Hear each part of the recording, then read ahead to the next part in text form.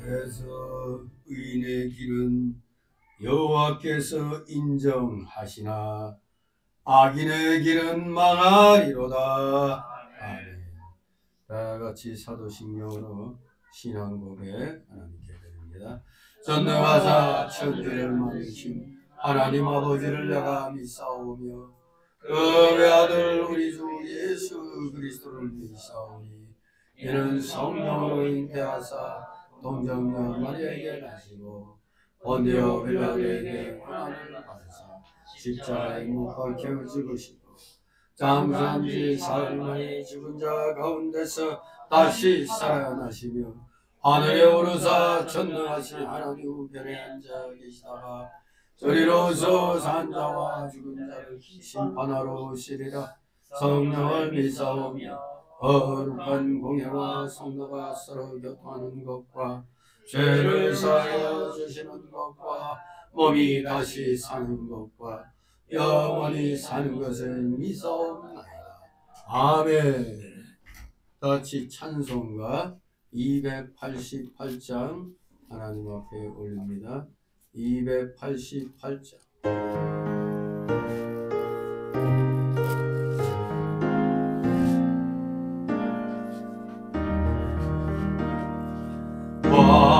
완전한 사랑 하나님의 사랑 마음이 없는 사랑의 영광 그랑 몸들여 하나님께서로 손 모아 주님 앞에 뵙니다. 온전한 생각 하게 하옵소서. 믿음과 소망 사랑 가지고 아픔과 소원 겁을 내지 않고 주님만 의지하게 하소서.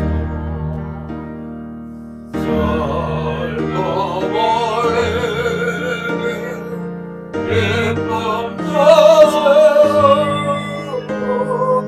황금을 없이 평안 내리사 사랑의 아침 아리 동토를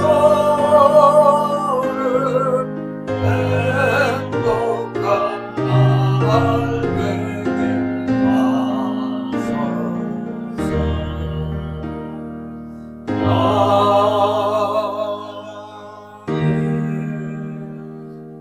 이 시간을 위해서 아버지 집사님 기도 인도하십니다. 준비 안 됐어요? 기도합니다. 거룩하시며 선지전능하신 하나님 아버지, 오늘도 이렇게 오전에 이어서 육신은 잠시 피로하나 피곤을 이기게 하여 주시고 영의 기쁨과 즐거움으로 귀한 주일 오후 예배를 드리게 하시니 아버지 감사를 드옵나이다. 참으로 세상에는 한치 앞을 내다보기 어려운 가운데 있는 줄 압니다. 오전에 뜻밖의 또 비행기 추락사고가 또 일어나 2명 빼고 179명이 다 사망했다는 그런 보고가 지금 뜨고 있사오니 참으로 이 땅에 여러 가지로 어려운 문제가 일어나고 있는데 또 국민들의 생명이 이렇게 또 초계같이 또 사라지는 이런 뉴스가 또 들려오니 그것도 오늘 주일을 맞이하여 하나님 앞에 중심을 온전히 드려야 할 이 시간에 한쪽에선 또 이렇게 초상이 났으니 참으로 이 세상사 알다가도 모를 그런 일인 줄 압니다. 누구에게나 있는 불행이 오늘 나에게도 있을 수 있는 것이고, 또 나에게 있는 일어난 기쁨이 또 타인에게도 기쁨이 될 수 있는 것이 이 세상산 줄 압니다. 돌고 도는 것이 세상일, 이걸 우리가 어찌할 수 있겠나이까. 사람의 생명은 오직 하나님께 달려 있사오니 오늘 우리가 이렇게 숨쉬고 살아서 예배드릴 수 있다는 이 사실 하나만으로도 우리 감사드리는 우리 사랑하시는 자녀들 다 되게 하여 주옵소서. 나라가 심히 어지럽다 보니 이제 별의별 일이 다 생겨나고 있는 걸 보게 됩니다. 그런데 모든 일 생긴 걸 보면은 그 뒤에 그 앞에 일어난 일들을 가만 보면 하나같이 필요 없는 것들을 인간 그저 이익에 따라 행하다 보니 국가적으로도 엄청난 손해가 보는데 이제는 또 인명의 손실이 막대하게 또 일어난 것을 봅니다. 진실로 우리 하나님께서 세우신 이 대한민국, 이제는 우리가 반대한민국 세력에 대하여 죽으면 죽으리다 하는 에스더의 시단과 같이 우리가 하나님께 모든 거 맡기고 우리가 올바른 일에 분연히 우리 모두 일어서야만 되는 줄 압니다. 악에 대해서는 침묵하면 안 되는 것입니다. 악에 대하여는 우리는 기필고 악에 대하여 하나님의 말씀에 이 공의의 말씀으로 징벌하며 우리 많은 국민들이 잘못된 길 가지 않도록 우리 특히 기독교인들이 솔선수범하며 의로운 일에 모범을 보일 수 있도록 늘 은혜로 충만케 하여 주시옵소서. 감사드립니다. 오늘도 주시는 말씀을 통하여 우리는 깨달아야 되는 줄 압니다. 하나님의 선민 이스라엘 백성들이 하나님의 은혜로 잘 되고 평화롭게 살다가 하나님이 어디느냐 하는 것처럼 또 교만 떨다가 또 비참한 상태로 떨어지는 것을 보게 됩니다. 진실로 성경의 역사는 하나님께 순종하면 복이요 불순종하면 하나님의 징벌이 있다는 걸 우리는 익히 말씀을 통하여 깨닫고 있습니다. 우리 대한민국 국민들, 이 나라 하나님이 세우신 나라입니다. 이걸 기억하고 우리는 어떻게든지 하나님 뜻에 합당한 삶을 살도록 우리 위로부터 위정자들부터 또 우리 모든 국민들이 한마음 한뜻으로 하나님 나라와 그를 먼저 구하는 그 심령으로 항상 의로운 일에 우리 모두 힘을 쓸 수 있는 이 나라 이민족 다 되게 하여 주시옵소서. 감사드립니다. 피곤한 중에 나와서 오니 졸음막이 물리쳐 주시고 악한 잠잠의 막에 들린 시간 틈 못하게 하여 주시옵소서. 마치는 시간까지 오직 주님께서만이 영광 홀로 받으시옵소서. 예수 그리스도의 이름으로 감사드리며 기도드리옵나이다. 아멘.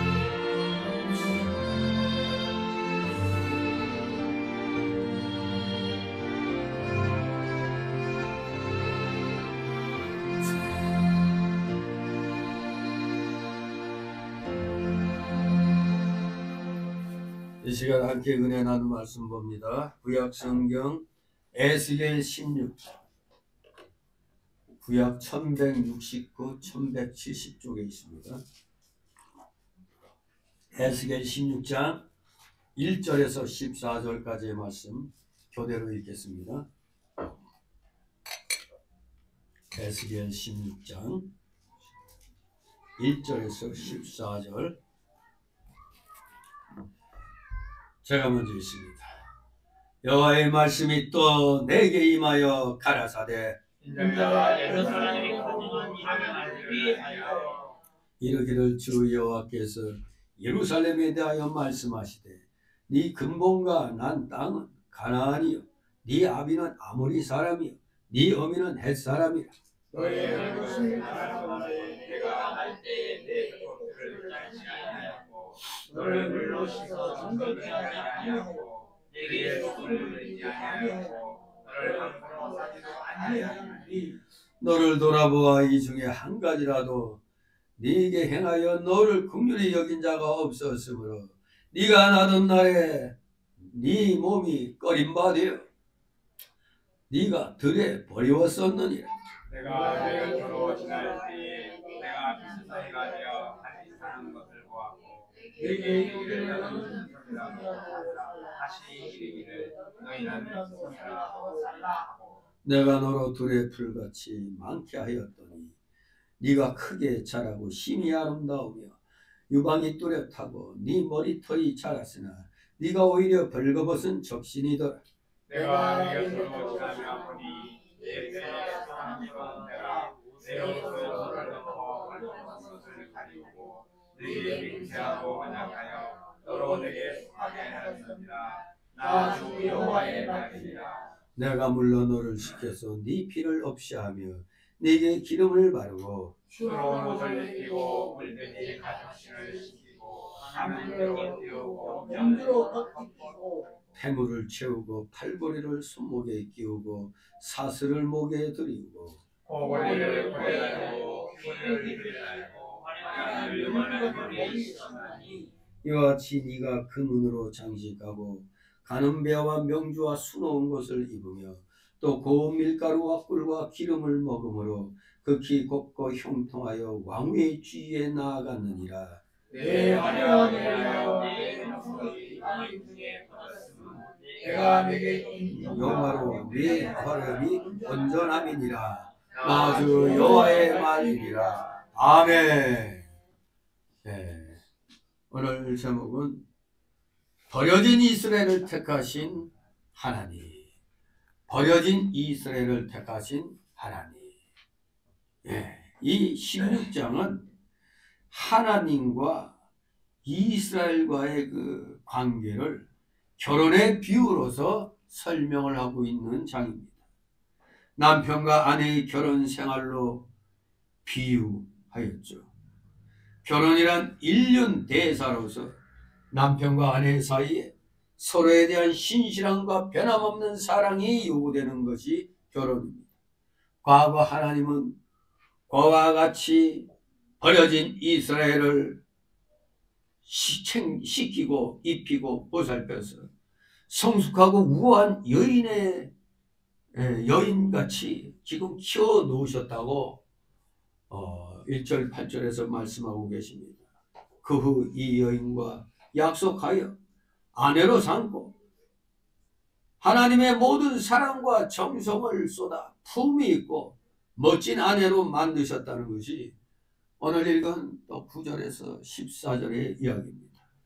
그런데 그 15절 이하부터 63절까지 내용을 보면은 남편 대신 하나님의 보살핌 속에서 성숙해지고 미모가 뛰어나게 되자 아내 이스라엘은 지하비를 버리고 다른 산에 즉 아수르와 바벨론의 우상을 섬기는 간음을 자행했음을 15절 34절에서 밝히고 있습니다. 이렇게 창기처럼 더러워진 강물을 하나님은 그녀의 가증한 행위대로 보호해 그녀의 영광을 거름더미 속에 던질 것을 선언하십니다. 35절 59절 내용이 그 내용입니다. 그러나 이처럼 이스라엘이 더럽혀졌음에도 불구하고 장차 하나님은 영원한 언약을 그들과 다시 맺어 관계를 회복시킬 것을 약속하십니다. 그게 바로 16장 끝부분의 60절 63절의 내용입니다. 아무튼 이 16장에서 우리는 이러한 사실을 우리가 주지하게 됩니다. 첫째는 하나님의 사랑은 무조건적이고 변함없는 것이다. 두 번째로 인간은 물질적으로 풍요하고 육신이 편하면 하나님의 사랑을 망각하고 타락하기 쉽다. 뼈아픈 얘기입니다. 세 번째로 하나님은 죄를 미워하여 징계하시나 그 후 다시 관계를 회복시켜 더욱 사랑해 주시는 분이시다. 이것을 이 16장이 우리에게 말씀하고 있는 겁니다. 그 16장 내용 가운데 오늘 1절 14절까지 버려진 이스라엘을 택하신 하나님이라는 제목으로 살펴보도록 합니다. 이스라엘은 원래 버려진 태화가 같았고 어느 누구도 돌보지 않았습니다. 그러나 하나님의 희생적인 보살핌으로 이스라엘은 점점 건강해지고 숙성하여 아름다운 민족이 되었던 겁니다. 몇 년이 지나 결혼할 연령이 된 처녀같이 성숙한 이스라엘을 하나님은 그들과 언약을 맺고 하나님의 아내, 즉 신민으로 삼아 주셨습니다. 이는 오늘날의 우리 성도들에게도 그대로 적용되는 비유입니다. 이 구약시대의 하나님과 이스라엘과의 관계가 지금 오늘날 우리 성도들에게도 그대로 적용된다 이겁니다. 즉 우리들은 불법과 어둠의 자녀로 버려져 있었다고 에베소 2장 3절에 말씀했습니다. 우리 구원받기 전에 이랬습니다. 어둠의 자녀, 불법의 자녀로 버려져 있었습니다. 그러나 하나님께서 우리를 강권적으로 택하사, 무조건적 선택, 강권적으로 택하사 영적으로 양육해 주시고 마침내 하나님의 자녀가 되는 복을 받은 것입니다. 그러므로 우리 성도들은 데살로니가후서 1장 3절 말씀처럼 값없이 주신 은혜를 감사하며 살아야 마땅한 것입니다. 꼭 뭔 일이 잘 돼야만 감사하는 게 아니라 일이 어렵고 힘들어도 환난 가운데서도 감사할 줄 알아야 그것이 진정한 믿음의 사람인 것입니다. 이제 오늘 오전에 일어난 비행기 추락 사고로 또다시 한번 우리 가슴을 쓸어내리게 되죠. 이거 뭐야? 혹시 또 세월호 같은 일도 터지는 거 아닌가? 이런 정말로 그 소뚜껑 뭐야 그 자라보고 놀란 것은 소뚜껑 보고 놀란다고 불현듯 그냥 그런 생각이 드는 거예요. 왜냐면은 이 그 랜딩 기어가 내려지지 않은 상태에서 쫙 무항공학을 질주하여 착륙하다가 그대로 그냥 폭발을 하는데 그 폭발하는 사진 찍은 각도가 이상해. 그 각도를 보니까 좀 건물 위에서 찍었는데 CCTV에 찍힌 게 아니라 건물 위에서 찍었다. 이게 무슨 소리야? 그러면 그 시간에 거기에 폭발할 거 알고 미리 올라가서 찍었나? 이런 이상한 생각이 또 그냥 의혹으로 또 나는 거예요. CCTV에 찍혀야 되는데 어떻게 그 건물 위에 올라간 사람이 찍었어? 아니 이 겨울에 추운데 누가 건물에 올라가서 그걸 찍으려고 그래? 그래서 그것도 왜 그렇게 우연히 그냥 뭐 하려고 올라갔다가 그거 뭐가 한번 담아놓으려고 찍었나? 그거 뭔가 좀 밝혀져야 될 것 같아요. 아무튼 중요한 건 처음에는 뭐 20몇 명이 죽었다. 부상이 80몇 명이다 그러더니 조금 전에 보니까 179명 사망, 2명만 살은 것으로 그렇게 또 나오더라고요. 정말 어찌 이렇게 이 땅에 자꾸 좀 안 좋은 일만 일어나는지 그야말로 무정부 상태같이 된 데다가 지금 누가 권한대행으로 들어왔죠? 최상목? 권한대행이 지금 지금 이 일 처리를 하는 모양인데 아무튼 지금 우리는 뭔가 굉장히 여러 가지 좀 민족적으로 불행한 가운데 지금 놓여 있는 겁니다. 잘 먹고 잘 살다가 호의호식하다가 고마운 줄 모르고 그냥 자유민주주의 체제에서 빨대 꽂아 꿀만 쫙쫙 빨아먹다가 뭔가 자기에게 좀 뭐가 좀 안 좋은 것 같으면 남을 나라 하고 이런 것 같은 그런 느낌을 지금 많이 받습니다만 우리 애국 국민들은 열심을 다하여 이 불의와 싸우고 있는 겁니다. 우리 하나님이 값없이 주신 은혜, 우리 대한민국 건국 이거 그저 값없이 얻은 거예요. 우리가 무슨 프랑스전 레지스탕스가 그렇게 활발히 전쟁을 수행해서 연합군으로서 그 된 게 아니라 그저 연합군의 승리로 그냥 우리는 어부지리로 그냥 받은 겁니다. 선물로. 하마터면 이 나라는 이승만 박사의 매교력이 아니었으면은 우리나라 그냥 해방이고 남한이고 없었어요. 그냥 일본 땅으로 그냥 이렇게 끝나버리는 거였어요. 근데 이 박사의 그 뛰어난 외교술로 이거는 우리 조선이 원래 독립국이었는데 일본에 의해서 강압적으로 뺏긴 나라다. 그래서 그 포츠담, 카이로 이런 선언에서 한국을 이제 2차 대전 끝나면 독립시킬 것을 그래서 약속을 받은 겁니다. 그게 연합군들이 승리한 주축의 연합군들이 우리나라의 독립을 약속을 해준 겁니다. 우리는 그야말로 그냥 앉아서 대한민국 이 한반도를 해방받은 겁니다. 해방받은 거. 점령군으로 미군이 온 게 아니고 점령군은 소련이에요. 소련 그때 아무것도 아닌 소련이 일본하고 도리어 그 불가침 조약을 맺고 있었어요. 일본하고. 그러다가 일본이 딱 밀리는 걸 보니까 순식간에 또 돌변해가지고 불가침이 어디 싸우고 그냥 치고 내려온 거예요. 얼마나 그 속도가 빨랐던지 미군은 저 멀리 저 태평양 저기 괌인가 어디 지역에 있었는데 이미 소련은 그냥 한반도에 준비해서 그냥 쫙 밀고 내려오는 거예요. 그냥. 그래서 급하게 그냥 회담 열어갖고 더 이상 여기까지 내려오지 말라고 쫙 큰 게 38선이었어요. 잘못했으면 군산 쪽 거길로 그었으면 우리나라 지금 진짜 어떻게 될 뻔했어요.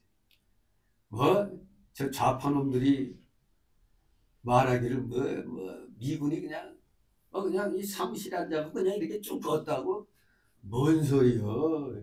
소련이 약속을 어기고 치고 내려오는 바람에 더 이상 못 내려오게 급히 그냥 막은 거기. 그나마 거기서 막았기 때문에 38선이 이렇게 나눠진 건 줄 알아야 돼요. 그래서 소련은 점령군으로 들어왔지만 미군은 해방군으로 들어와서 일본이 갖고 있던 그 귀속재산 아예 부둣가에서부터 주머니 탈탈 털어가지고 우리나라식으로 뭐 10,000원 이상 못 갖고 가게 딱 다 검열해가지고 뺏은 재산 남한에 20몇 억 불 그렇게 일본이 해놓은 거 그대로 갖고 있다가 이승만 정권에 넘겨준 겁니다. 그걸 알아야죠.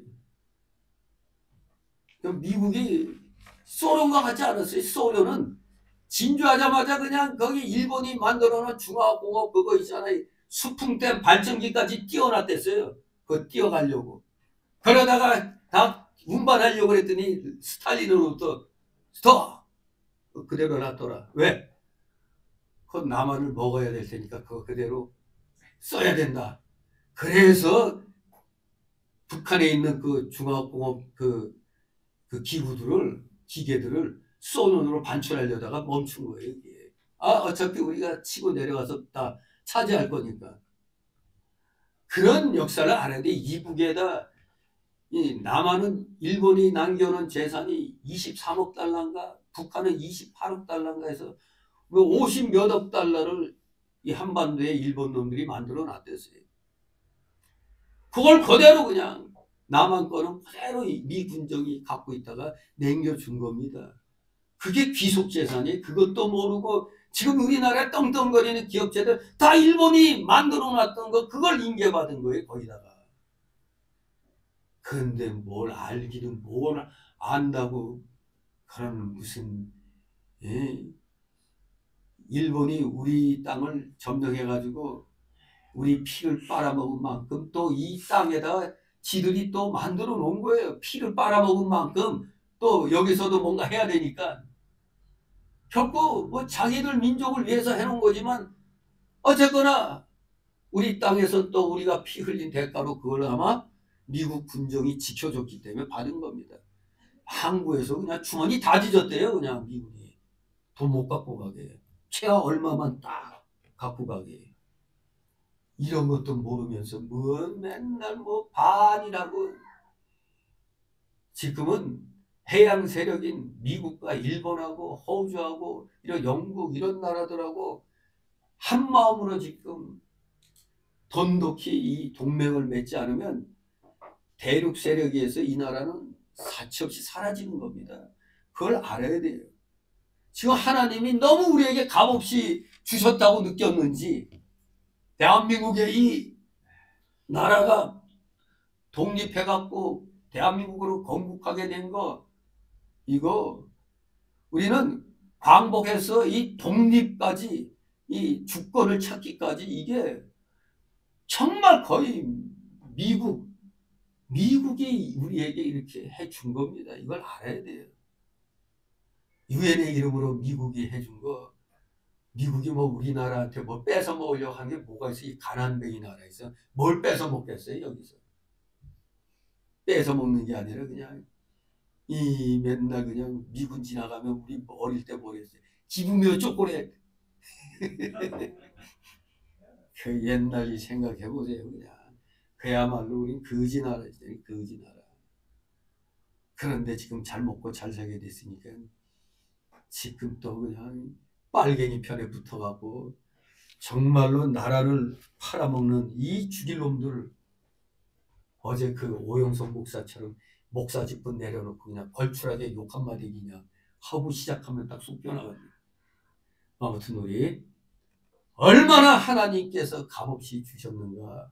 아무 대가 없이 우리에게 주셨다 이겁니다. 이거 감사하며 우리는 살아야 되는 겁니다. 그래서 오늘 1절 14절까지 우리가 세 단락으로 나누어서 살펴봅니다.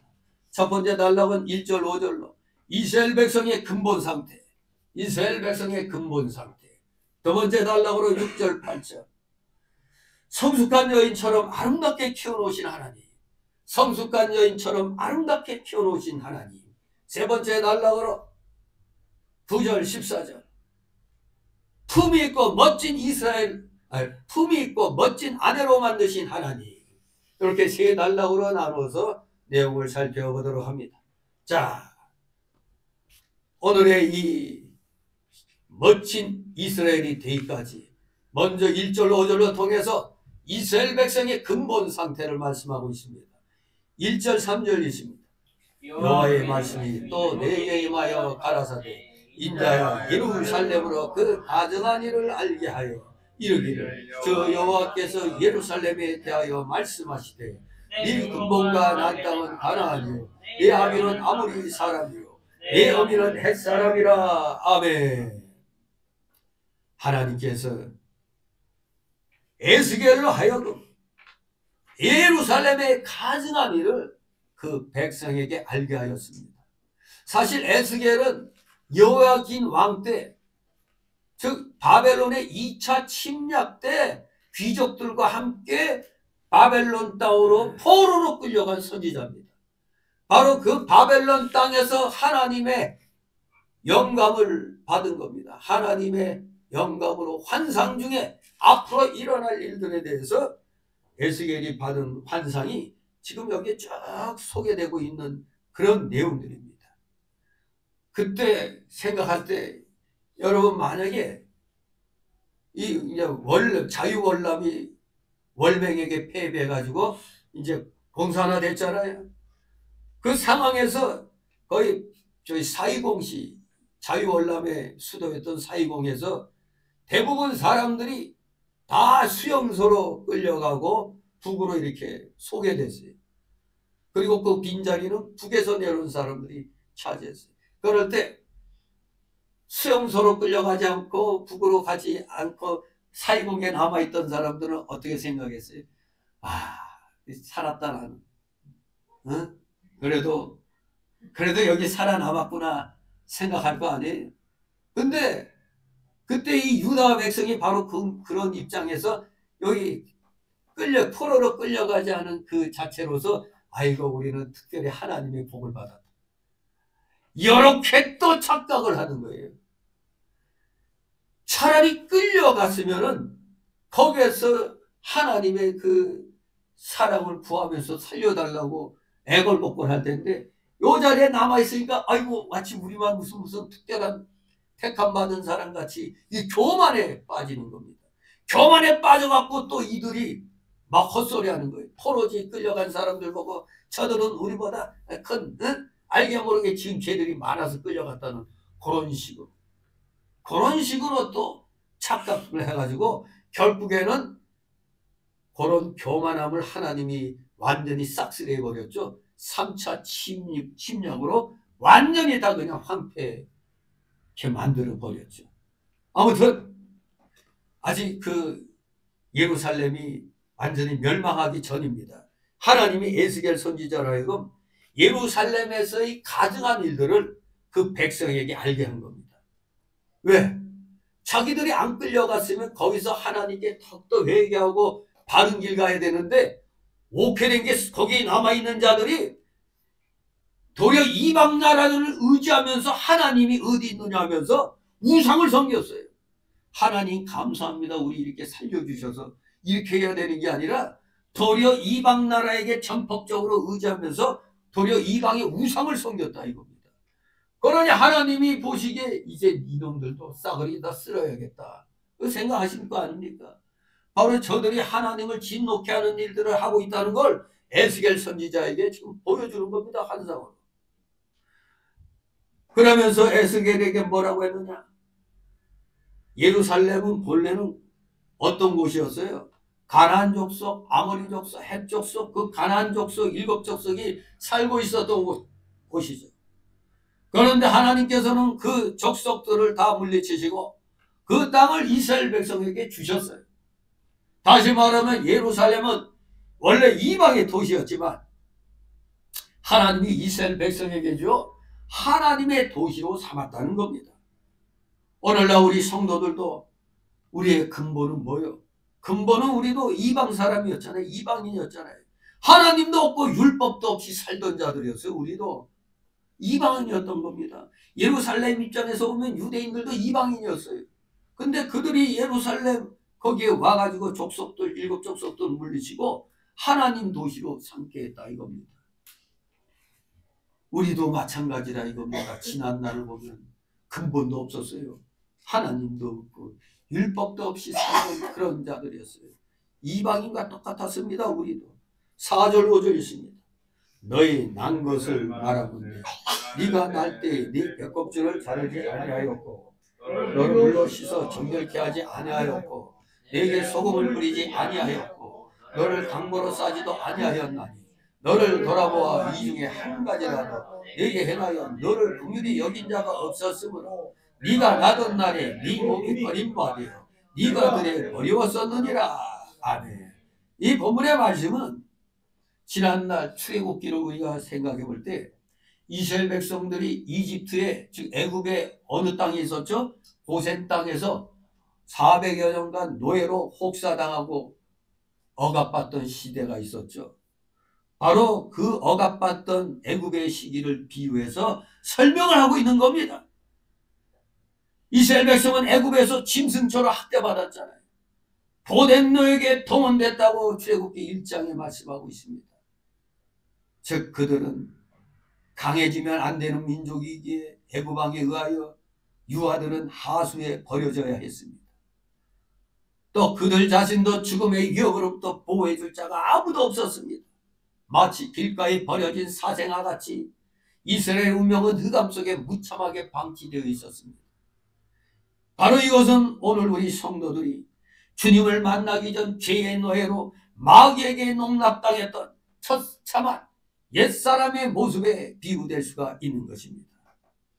이스라엘 백성들은 본래가 버림받은 자들이었습니다. 아담의 범죄로 모든 사람이 하나님께 버림받았습니다. 아이를 낳으면 우리 흔히 탯줄을 자른다고 그러죠. 또 물로 씻고 소금으로 소독을 하는 것이 정상적인 것입니다. 그런데 이스라엘은 출생할 때 배꼽줄도 자르지 못하고 물로 씻지도 못하고 소금을 뿌리지도 못하고 강보로 쌓인 채 버려진 바 되었다는 것입니다. 이스라엘 아이들 남아들은 남의 모조리 죽이라고 그랬죠. 바로 이것은 이스라엘이 비참한 상태에서 출생한 것을 가리키는 겁니다. 더구나 여기 내용 보니까 소금도 안 뿌렸다고 그랬죠. 원래 고대 근동에서는 신생아를 물로 씻은 후에 아이의 몸에 소금을 문지른다고 그래요. 왜 그러냐? 아이의 피부를 더 단단하게 하여 건강하도록 해주고 모든 병균으로부터 보호하기 위한 행동이라고 합니다. 그런데 오늘 본문에서 이 소금 뿌리는 일을 신생아에게 해주지 않았다는 것은 초창기 이스라엘 민족이 타민족들과 주위로부터 멸시와 천대를 받았고 또한 본질상 부정했다는 것을 가리키는 겁니다. 이것은 오늘날 우리 성도들이 주님을 만나기 전 세상의 무관심과 고독 속에 소외되고 방치된 것과 흡사하다 이겁니다. 예수 믿기 전에 우리들 말하는 겁니다. 이스라엘 백성들의 근본이 이렇게 비참한 상태에 있었던 것, 바로 그것은 그러한 자들을, 이 비참한 상태에 있었던 이스라엘 백성들을 하나님께서 불러서 하나님 백성으로 삼아 주셨다는 겁니다. 오늘날 우리도 본래는 하나님을 알지 못하고 구원의 길도 알지 못하고 덜 봐주는 이도 없고 비참한 상태에 버려진 자들이었지만 우리 하나님께서 구원하여 하나님의 자녀로 삼아 주신 겁니다. 우리 모두 하나님의 은혜에 감사드려야 됩니다. 값없이 주신 은혜 감사하며 살아야 되는 겁니다. 두 번째 달라오로 6절 8절 성숙한 여인처럼 아름답게 키워놓으신 하나님. 네, 그렇습니다. 이렇게 버려진 이스라엘을 구원해서 성숙한 여인처럼 키워놓으셨습니다. 6절 7절 있습니다. 내가 네 곁으로 지나갈 때 네가 피투성이가 되어 발짓하는 것을 보고 네게 이르기를 너는 피투성이라도 살라. 다시 이르기를 너는 피투성이라도 살라. 내가 너로 들의 꽃같이 많게 하였더니 네가 크게 자라고 심히 아름다우며 유방이 뚜렷하고 네 머리털이 자랐으나 네가 오히려 벌거벗은 적신이더라. 아멘.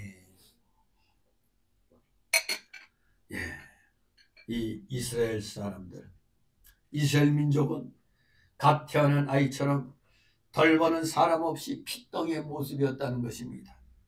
그러나 하나님께서 이스라엘 백성이 피투성이로 버림당하여 발짓하는 것을 보시고 긍휼을 베풀어 구원해 주시고 들의 풀같이 많이 번성케 하여 주셨다 이겁니다. 또 많은 은혜를 입혀서 유방이 뚜렷해지고 머리털이 자라게 하여 아름답게 해 주셨다 이겁니다. 그리하여 들의 풀같이 많게 하셨다. 들의 풀같이 많게 하였더니 즉 이스라엘이 하나님의 축복 가운데 인구가 증가되고 보존되어 큰 민족을 이뤘음을 말합니다. 하나님의 복이 있느냐 없느냐는 그 나라 그 민족이 흥화하느냐 쇠퇴하느냐 이걸 보면 합니다. 민족의 수가 늘어나야 하나님의 복 주시는 거고 줄어드는 건 하나님의 저주란 걸 알아야 됩니다. 오늘날 대한민국이 신생아 비율이 자꾸 낮아지는 것, 이거 아예 뭐 이제 결혼할 생각도 안 하죠. 이게 뭡니까? 이게 저주입니다. 저주. 애를 낳아야 그 나라 그 민족이 융성해지는데 애를 안 낳으면 어떻게 되는 거예요? 지금 여러분이 힘들여 갖고 벌어놓은 거 나중에 외국인이 와서 다 갖는 거예요. 왜? 다 자녀를 안 낳고 다 죽으니까 그거 누구 거가 돼? 외국인이 들어와서 다 내 거화 시키는 거죠. 그러니까 우리가 왜 오늘날 이렇게 힘들게 고생하며 살아요? 우리 후손들이 잘 살도록 하려고 고생하는 건데 애들을 안 낳으면은 뭐 하는 겁니까 이게? 들의 풀같이 많게 돼야 되는 거예요. 하나님이 복 주실 때. 그래서 바로 이 이스라엘 민족이 하나님이 복 주시는 가운데 인구가 막 증가됩니다. 보존되고 큰 민족을 이룹니다. 우리 민족이 지금 5천만이 넘잖아요. 북한하고 합치면 7천만. 이상하죠? 뭐 6.25 이후로 휴전선으로 바뀌었지만 근데 이렇게 보면 땅은 북쪽이 조금 더 커 보인단 말이에요. 근데 어떻게 남쪽은 인구가 5천만이고 이북은 2천만. 그 이북은 인구 그 수를 우리 대한민국에 발표하는 거에 맞춘대요. 적당하게. 비율 비슷하게 맞춘대요, 그냥. 아무튼 못 먹는데 무슨 놈의 애가 생기겠어. 정말로 여러분 인구가 증가하는 건 하나님의 복주심입니다. 바로 여기 이스라엘이 들의 풀같이 많게 되었다는 것, 하나님이 이스라엘 백성을 애굽에서 번성케 하신 것과 죄 없이 광야로 인도해 내신 것을 드레플같이 많게 하였다고 표현하는 겁니다. 적국에서 노예로 살면서 인구가 많아져. 그러니 애굽 왕이 겁을 내잖아요. 야, 저놈들 숫자 많아지면 안 돼. 죽여 애들. 마치 지금 이 대한민국에 조선족 중국인들이 많아져. 이거 위험한 거죠. 제주도에 자꾸 조선족들 중국인들이 들어와서 땅 사? 이거 못 사게 해야 되는 겁니다. 이거 지금 성관위에 그 중국인들이 들어와 있다는 것도 수상하고, 수원 성관이 거기 연수원에 90명이 갇혀 있었다는데 90명이 다 중국인 해커라고 그러는데 민주당이 아무 말도 안 하고 있잖아요. 이상하잖아요. 왜 90명을 가둬냐고 난리법석이 되는데 하나 얘기 안 하고 소설만 쓰고 있잖아. 네, 지금 우리는 지금 중국인들이 대한민국에 저 문재인 때 국민을 사람으로 그렇게 바꾸려고 하는 이유가 바로 저 조선족들, 중국인들, 외국인들 많이 받아들이려고 하는 거예요. 이게. 사람. 이 관악구에는 진짜 기분 나쁜 게 맨 사람이 먼저다 하면서 뭐 더불어 멸망하고 있어요. 지금 우리나라가 더불어 멸망하고 있습니다. 이거 정말 화가 납니다. 하나님이 번성케 해주셨는데 지금 우리는 번성하지 못하고 중국인들로만 지금 번성하게 만들고 있어요. 지금. 전에 오원춘 사건 기억하십니까? 어느 여자애가 그렇게 구조를 요청했는데 그래도 아슬아슬하게 막 도망가다 또 잡히고 그랬는데 결국에는 300 몇 조각으로 냉장고에 보관되어 버렸죠. 이놈이 그 인육을 먹은 거예요. 그냥. 이 조선족들 이 땅에 많아지는 거 이거 조무가 아닙니다. 이것들이 그냥 뭐 탄핵 찬성 집회에 노골적으로 참여하고 말이에요. 대놓고 아예 나는 중국인인데 하면서 그냥 연설까지 하고 말이에요. 기가 막히지 않습니까? 우리 이거 경계해야 됩니다. 지금 우리나라의 이 헌법까지 사람으로 바꾸는 이런 과정에서 자칫하면은 외국인들이 우리나라에 물밀듯이 쏟아져 들어오는 거예요. 중국이 아마 홍콩화를 막 시켜버리는 거예요. 그러면 그냥 천만만 우리나라에 풀어버리면 우리나라는 그냥 대한민국이 아니라 이상하게 돼버리는 거예요. 한마디로. 경계해야 됩니다. 정신 좀 똑바로 차려서 오늘의 현실을 봐야 됩니다. 하나님이 복 주실 때 감사합니다 하고 그 은혜에 감사드림으로 더욱더 우리 자신을 바로 가져야 되는데 나 몰라라 하고 있으면 되겠어요. 꿀만 잔뜩 빨아먹고 나하고는 관계없는 일이야 하고 있으면 되겠습니까? 사실 이스라엘 민족이 처음에 기근을 피해 가지고 애굽으로 이주할 때 창세기 46장 27절 보면 그 12지파의 그 인구가 야곱 식구가 70명이었죠. 70명. 그리고 애굽에 체류한 지 430년 정도 됐을 때 약 200만이 넘는 대집단으로서 성장합니다. 430년쯤 지나서 200만이 넘는 대집단이 민수기 1장 46, 47절 보니 아주 그냥 왕성하게 성장했습니다. 뿐만 아니라 이 말씀은 오늘날 신약시대에 우리 기독교인들이 허다하게 증가될 것을 예시해 주는 것이기도 하는 겁니다. 지금 알게 모르게 이 대한민국의 우리 기독교인들이 많이 이렇게 전도되었죠. 근데 코로나 팬데믹 이후에 저 가짜 국회의원들 저놈들 때문에 사실 정확한 분석이 하면 4.15 총선이 그야말로 자유민주주의 체제에서 사회민주주의, 인민민주주의, 공산주의로 넘어가는 그 전환점이라고. 4.15 총선이. 20몇 년 동안 부정선거 해온 곳에 결정판이 그거예요. 결정판이 4.15 총선. 그러니 대통령이 자기 생명을 걸고 비상계엄을 한 게 그래서 한 거예요.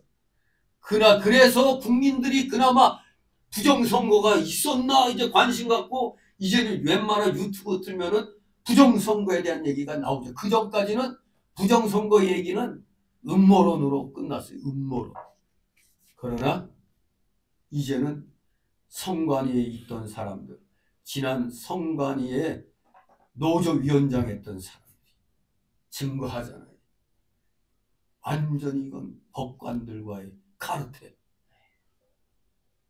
정말로 하나님이 복 주셨는데 어찌하여 이 나라가 이 빨갱이들에게 접수되어 가는지. 그 핵심이 바로 이석기가 속했던 경기 동부연합이고, 경기 동부연합이 미는 이재명이가 원인인 겁니다.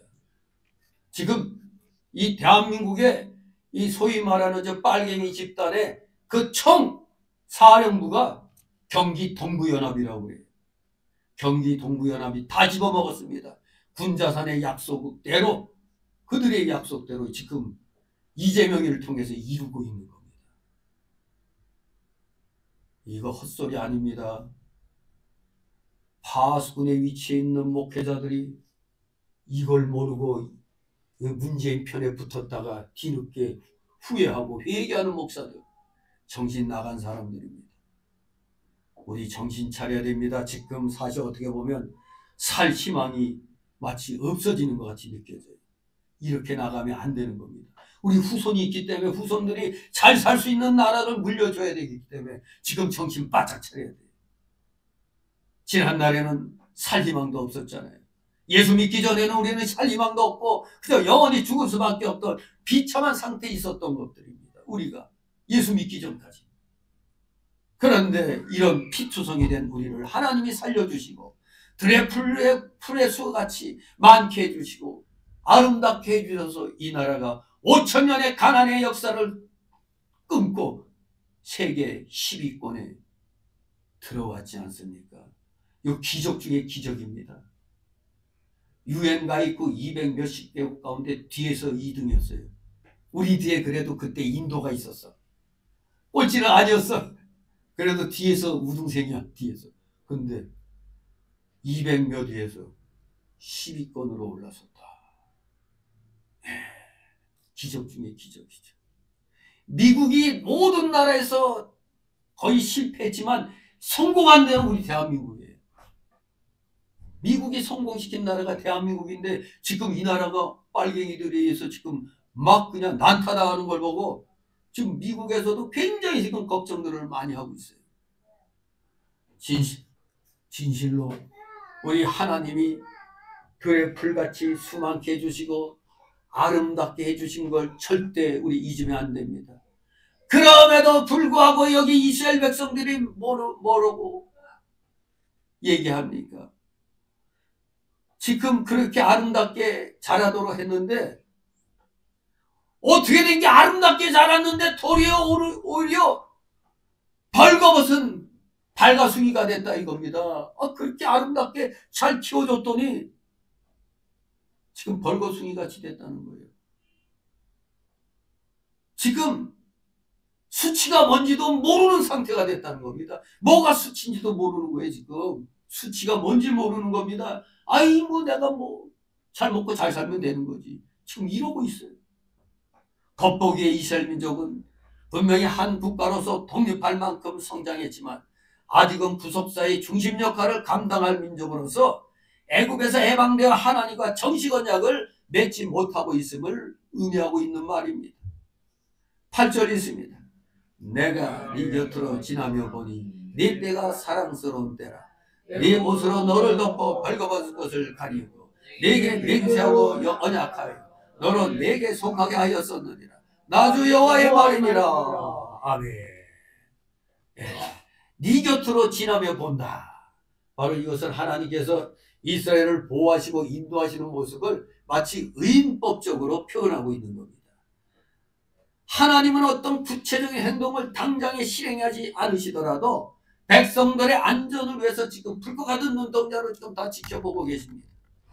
그러므로 하나님의 손길이 즉시 나타나지 않더라도 우리 여러분들 실망하지 말고 우리 하나님께서는 결코 하나님의 백성들을 버리지 않는 분임을 깊이 믿고 인내하시기 바랍니다.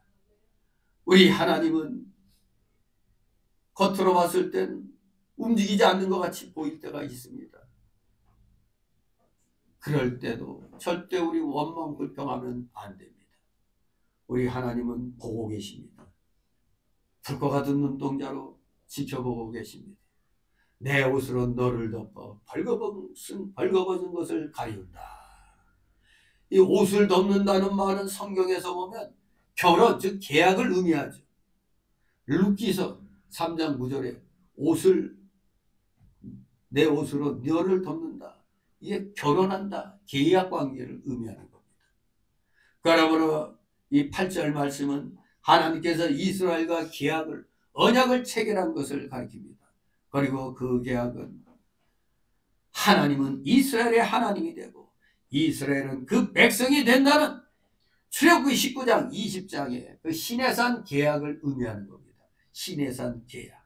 이러한 의미로 하나님께서 벌거벗은 것 같이 수치가 드러난 이스라엘 백성을 사랑하여 여호와의 옷으로, 즉 구원의 옷으로 입혀주시고 하나님의 백성으로 삼으시겠다는 맹세까지 하여 주셨습니다.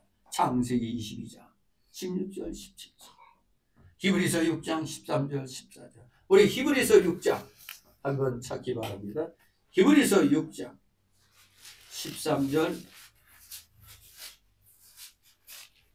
히브리서 6장 13절, 6장 13절 14절, 히브리서 6장 13절 14절 찾았습니까? 같이 찾기 바랍니다. 같이 읽습니다. 시작. 하나님이 아브라함에게 약속하실 때에 가리켜 맹세할 자가 자기보다 더 큰 이가 없으므로 자기를 가리켜 맹세하여 가라사대 내가 반드시 너를 복주고 복주며 너를 번성케 하고 번성케 하리라 하셨더니. 아멘. 창세기 22장 16, 17절 말씀이 바로 이 말씀인 것입니다. 히브리서에서는 바로 창세기 22장 16, 17절 말씀을 인용한 것이죠.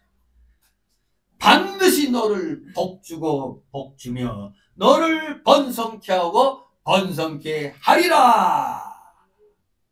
진실로 맹세까지 해주셨습니다.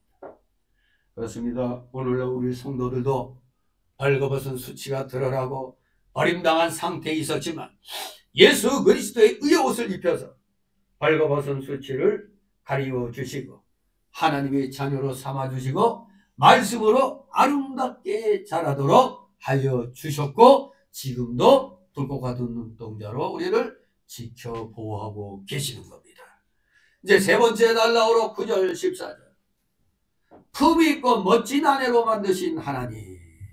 이제 구속받은 이스라엘의 모습을 말씀하고 있습니다. 성숙한 여인 같은 이스라엘과 약속하여 아내로 삼고 모든 사랑과 정성을 쏟아 품위 있고 멋진 아내로 우리 하나님이 만드셨습니다. 예, 이 9절 14절 말씀은 이집트에서, 즉 애굽에서 노예 생활을 하며 그릇된 습성에 물든 이스라엘 백성들이, 즉 노예 근성, 400여 년 동안 노예로 사니까 모든 그 행동들이 노예 근성이 붙게 되잖아요. 그런 안 좋은 습성에 물든 이스라엘 백성들이 이제 하나님의 은혜로 정결케 되었고 또 가나안 땅을 차지한 후 지극히 아름답고 풍요로운 생활을 영위했으며 주위 이웃 나라들로부터 칭찬과 부러움을 샀다는 것을 비유하고 있는 겁니다. 이 여기까지 참 하나님의 은혜로 이스라엘 백성이 잘 된 것을 지금 얘기해주고 있는 겁니다. 오늘날 우리들이 이것을 보면서 우리도 하나님이 이런 복을 주셨는데 오늘날 왜 이렇게 어지럽게 됐나? 이거는 바로 이제 15절 이하의 그 내용이 또 우리가 가슴을 치며 또 통탄하게 만드는 겁니다. 예, 하나님의 은혜를 저버리고 지금 무슨 짓을 하고 있는가? 여기 14절까지는 정말로 하나님의 은혜로 우리가 아주 번듯하게 지금 섰습니다. 자, 9절 있습니다. 내가 물론 너를 시켜서 네 피를 없이 하며 내게 기름을 바르고. 아멘. 네, 물로 씻겨 피를 제거하고 기름을 발라주셨다는 것은 다른 게 아닙니다. 물은 말씀을 가리키죠. 기름은 성령을 가리킵니다. 즉 물과 기름으로, 물과 성령으로 중생시켜서 사대와 칭의의 은혜를 주셨다는 겁니다. 오늘날 우리 성도들 하나님께서 중생시켜 주시고 말씀으로 깨끗하게 하여 주시며 성령을 부어 주셨습니다. 여기 구원받은 주의 자녀들은 다 성령을 선물로 받았습니다. 그래서 여러분들이 성전입니다. 여러분들이 진정한 성전이에요. 이 예배당이 성전이 아니고 성령이 거하는 여러분이 성전인 겁니다. 10절 14절 있습니다. 수놓은 옷을 입히고 물돼지 가죽신을 신기고 가는 배로 띄우고 용주로 덧입히고 폐물을 채우고 팔고리를 손목에 끼우고 사슬을 목에 들이우고 포고리를 코에 달고 귀고리를 귀에 달고 하얀 멸관을 머리에 씌웠나니 이와 같이 네가 그 문으로 장식하고 가는 배와 명주와 수놓은 옷을 입으며 또 고운 밀가루와 꿀과 기름을 먹음으로 극히 곱고 형통하여 왕의 뒤에 나아갔느니라. 네 화려함을 인하여 내 명성이 이방인 중에 퍼졌으면 내가 네게 입힌 용화로 네 화려함이 온전함이니라. 아주 여호와의 말이니라. 아멘. 예, 하나님께서 이스라엘 백성에게 옷을 입혀주시고 신을 신기우고 띠를 띄우고 폐물로 장식시키고 면류관을 씌워주시고 좋은 음식을 먹여주셔서 그야말로 왕후같이 존귀하게 만들어 주셨다는 겁니다. 여러분들은 지금 하나님의 신부같이 왕의 왕후같이 지금 여러분들을 하나님이 존귀하게 만들어 주신 겁니다. 그러므로 그 아름답고 존귀하고 화려함이 이방 사람들까지 알게 된 겁니다. 여기 보니까 수놓은 옷을 입고 물돼지 가죽신을 신긴다고 했어요.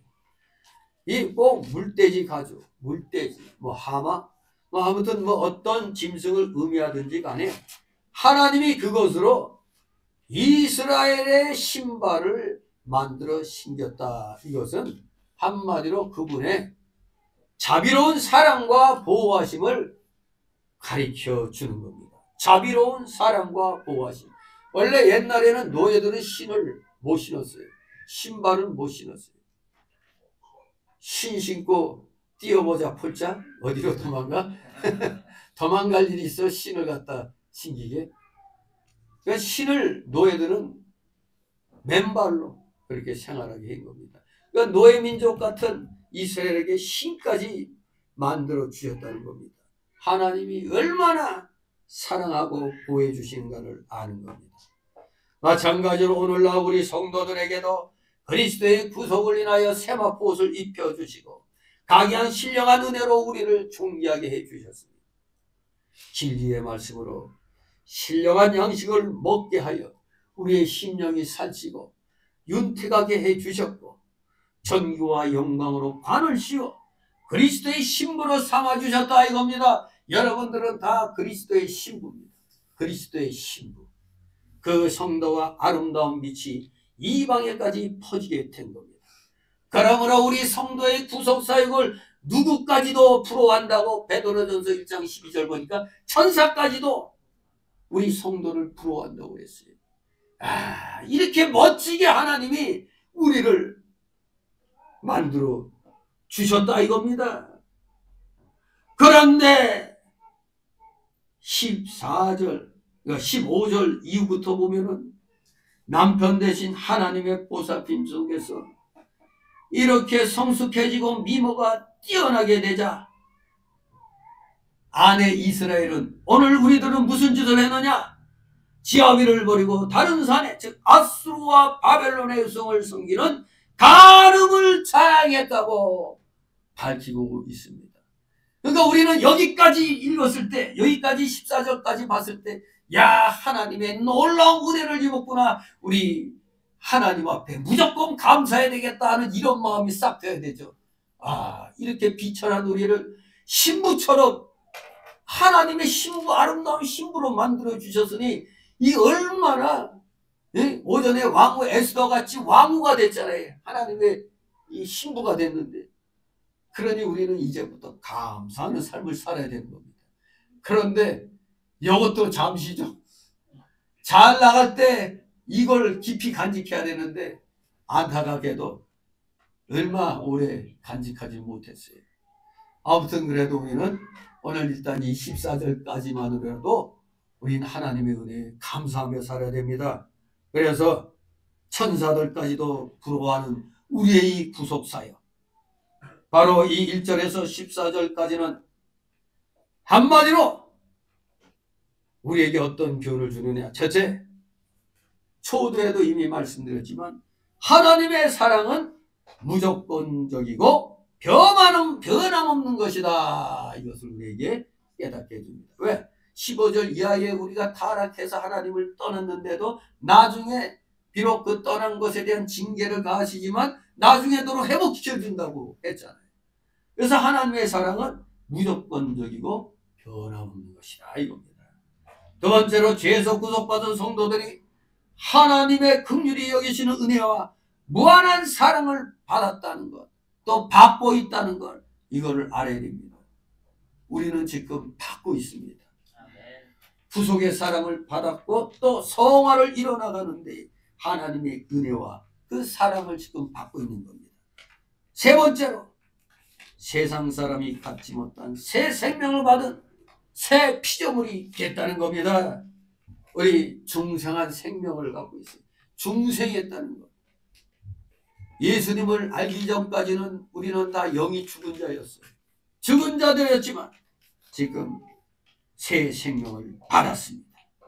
그러므로 우리 성도들은 항상 받은 은혜에 감사하며 하나님 백성으로서 자부심을 가지고 이 세상에 빛된 삶, 소금의 삶을 살아가는데 우리 모두 모범적으로 생활하도록 최선을 다하는 진정 아름다운 믿음의 사람들 되시기를 주님의 이름으로 축원합니다. 기도합니다.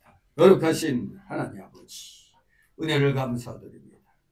진실로 버러지 같았던, 정말로 너무나 처참했던 삶을 살던 지난날의 우리가 주님의 십자가 은혜로 말미암아, 대속의 은혜로 말미암아 구원함을 받아 이렇게 멋진 하나님의 자녀로서 살아가게 하여 주시고 세상을 향하여 소금과 빛의 역할을 감당케 하셨사오니 아버지 감사를 드립니다. 어떠한 상황이 우리를 힘들게 한다 할지라도 절대 주님을 원망하는 어리석은 사람들 되지 않게 하여 주옵소서. 도리어 환난과 공고가 닥치면 뭔가 더 좋은 것을 주시기 위한 잠시 잠깐의 하나님의 연단이라 생각하고 우리 잘 참고 이겨나감으로 진실로 하나님이 약속해 주신 그 귀한 복들을 남김없이 받아 누리는 진정한 믿음의 실력자들 다 되게 하여 주시옵소서. 감사드리며 예수 그리스도 이름으로 기도드리옵나이다. 아멘. 주님. 같이 찬송가 418장.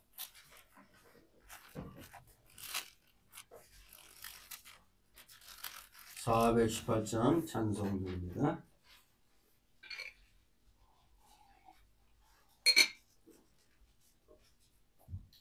또 안 돼.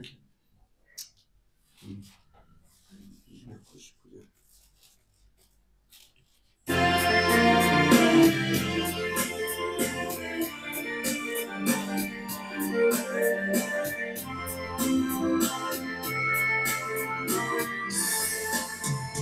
하나님 사랑은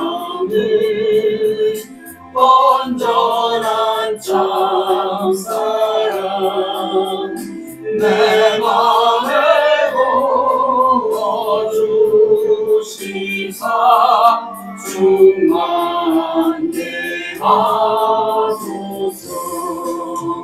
내 주의 참사랑 햇빛과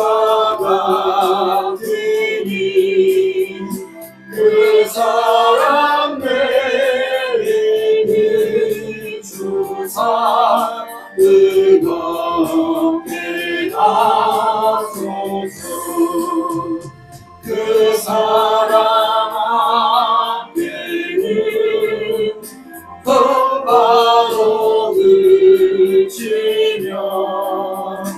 어두운 밤도 환하는 은인이 크구나 하나님 사랑은 천자연 증서야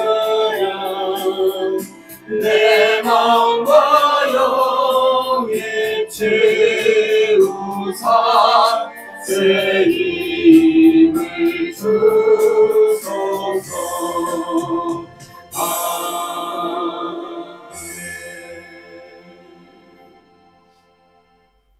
주기도문으로 마칩니다. 하늘에 하늘에 계신 우리 우리 아버지여, 이름이 거룩히 여김을 받으시옵소서. 나라의 마옵시며 뜻이 하늘에서 이룬 것 같이 땅에서도 이루어지이다.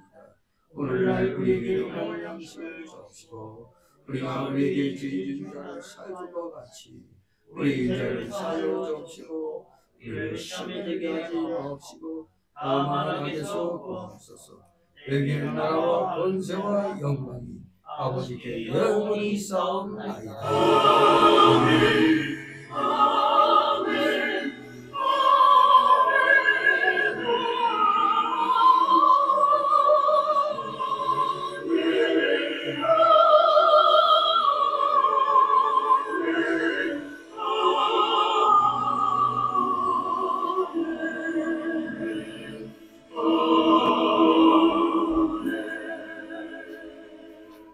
네, 광고 말씀드립니다.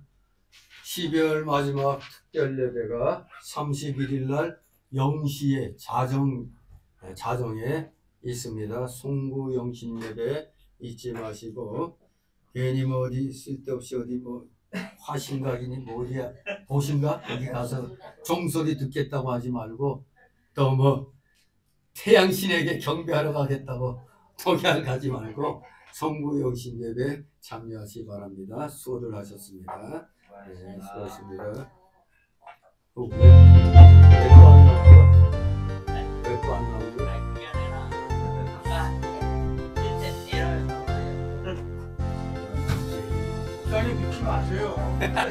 그거 하세요.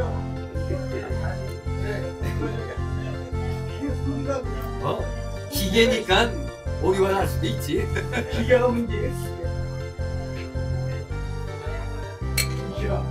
중기 처리가 그러다가 안 되면 중기가 잘 나가다가 500몇 점 그렇게 안 나오려고 꼬봉교회 목사님 한마만 기용이 새벽 예배